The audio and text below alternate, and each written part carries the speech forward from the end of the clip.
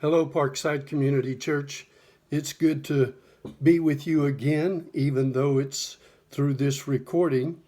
I wanted to bring you a message. I hope it's a message of hope for all of you during these difficult times.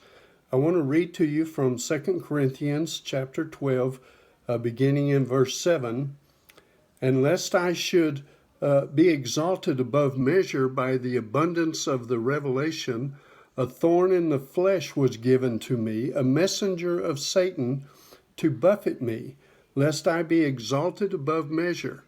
Concerning this thing, I pleaded with the Lord 3 times that it might be departed from me. And he said to me, My grace is sufficient for you, for my strength is made perfect in weakness. Therefore, most gladly, I will rather boast in my infirmities, that the power of Christ may rest upon me. Therefore I take pleasure in infirmities, in reproaches, in need, in persecutions, in distresses, for Christ's sake. For when I am weak, then I am strong. Going through this coronavirus, or COVID-19 as they call it, it is a difficult time. It's a time of unsure. And we all like to be confident in what's going on around us. We don't want to be insecure. So I just want to encourage you with this word. Paul said that he had a messenger of Satan, a thorn in the flesh, whether it was those who would come against him to prevent him from bringing the gospel, as many believe, or if it was actually an infirmity, which could be anything like gout or anything that would be of extreme pain, keep him from getting to his places. And I don't even want to speculate beyond that because there are so many things. But he pleaded with the Lord 3 times, and the Lord said to him, My grace is sufficient for you. Just think about that for a moment and let that sink in. My grace is sufficient for you. For us here in San Angelo, we are pretty protected, and we don't have a lot of outside influence. In fact, we just had our first positive person test positive for the virus, and he was a gentleman who traveled quite a bit, I understand. So for most of us, it's not a problem.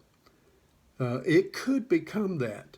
But even if it does, in the Lord, he said, My grace is sufficient for you in all things. I know we have more right now of just inconveniences. We can't go places we want to go.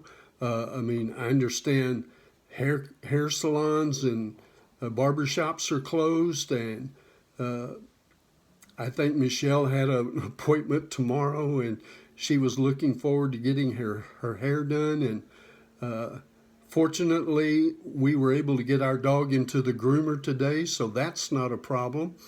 But there are so many things. You go to the grocery store, there are things that you want that you can't get. But you can get through this. We all will get through this.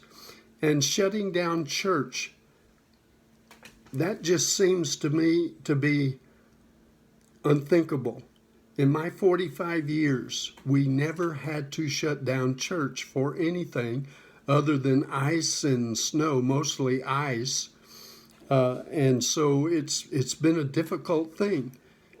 But I believe it's going to make us stronger, not weaker. We need to believe the Lord to work in this time, give us contacts that will help us to minister the gospel, reach out where you can, how you can. People are more willing to talk because they feel so isolated.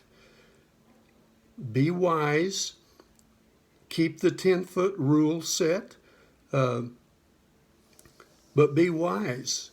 in how you conduct yourself. It's a good thing to talk to people in these times because they're open. And Thela was just talking to one of our neighbors that she had just met outside, and they were corresponding or talking about this yellow flower bush that was out there, and it opened up a conversation. So look for those opportunities. Be a willing vessel for the Lord. He will use it, and we will come out on the other side stronger. God bless you. Have a great week. I look forward to being back with you again. And during this time, reach out to one another and take care of one another and be blessed.